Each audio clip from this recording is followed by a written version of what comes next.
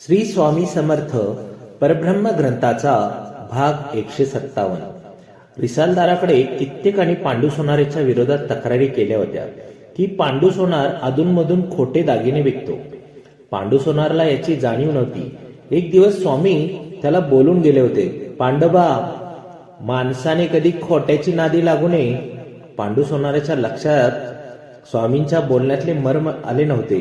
तो खोटे दागिने बनवत असताना रिसालदाराने त्याला नंग्यात पकडले होते आणि पांडू सोनारला स्वामींच्या बोलण्याची आठवण झाली होती। पण आता वेळ निघून गेली होती। पांडू सोनाराच्या मुसक्या बांधण्यात आल्या होत्या आणि त्याला सर्वांसमोर 100 फटके शिक्षा देण्यात आली होती। शिक्षा ऐकूनच पांडू सोनार अर्धमेला झाला होता आणि स्वामींना आरोप घालू लागला। तो दिवस गावात बाजार भरण्याचा होता आणि नेमके त्याच दिवशी पांडूला सर्वांसमक्ष 100 फटके द्यायचे होते। डोल वाजवण्याच्या आवाजाने सर्वांचेच लक्ष वेधून घेतले होते। उत्सुकतेने सर्वजण पाहत असताना घोड्यावर स्वार असलेला रिसालदार आणि त्याच्या मागोमाग मुसक्या बांधलेला पांडू सोनार बाजाराच्या गर्दीच्या ठिकाणी येताना सर्वांना दिसले होते। क्षणात बाजारात विसरून सर्वजण पुढे घडणारी नाट्य पाहण्यास उभे राहिले। पांडूवर आता कसली आपत्ती कोसळणार आहे याची जाणीव होऊन काही जणांनी पांडूबद्दल सहानुभूती वाटली होती, तर काहींना खोटेपणा केल्याबद्दल पांडूला योग्य शिक्षा मिळाली आहे असे वाटत होते। एका झाडाजवळ रिसालदार थांबला होता। मुसक्या बांधलेला पांडू आणि त्याच्या मागे 2 शिपाई थांबले होते।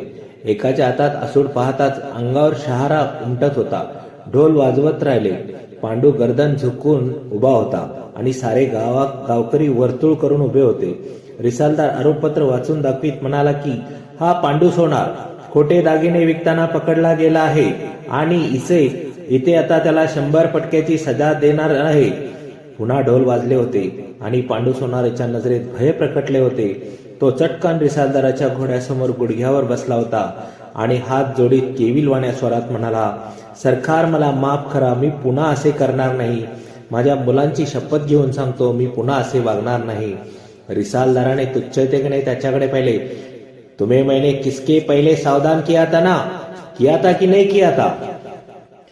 रिसालदारानेच काय, स्वामींनीही त्याला सावध केले होते। पण अविवेकाने पांडूच्या मनावर ताबा मिळवल्याने पांडूने स्वामीकडे दुर्लक्ष केले होते। लेकिन तुमने मेरा कुछ नहीं सुना है, रिसालदार बोलत होता। आता वेळ निघून गेली आहे। तुमने गुन्हा किया है पांडू, और गुन्हा की सजा भोगतनी पडेगी। पांडूच्या डोळ्यात अश्रू तरळले होते। न कळत त्याचे हात जोडले गेले होते। यानंतरची कथा पुढील भागात। श्री स्वामी समर्थ। जय जय स्वामी समर्थ।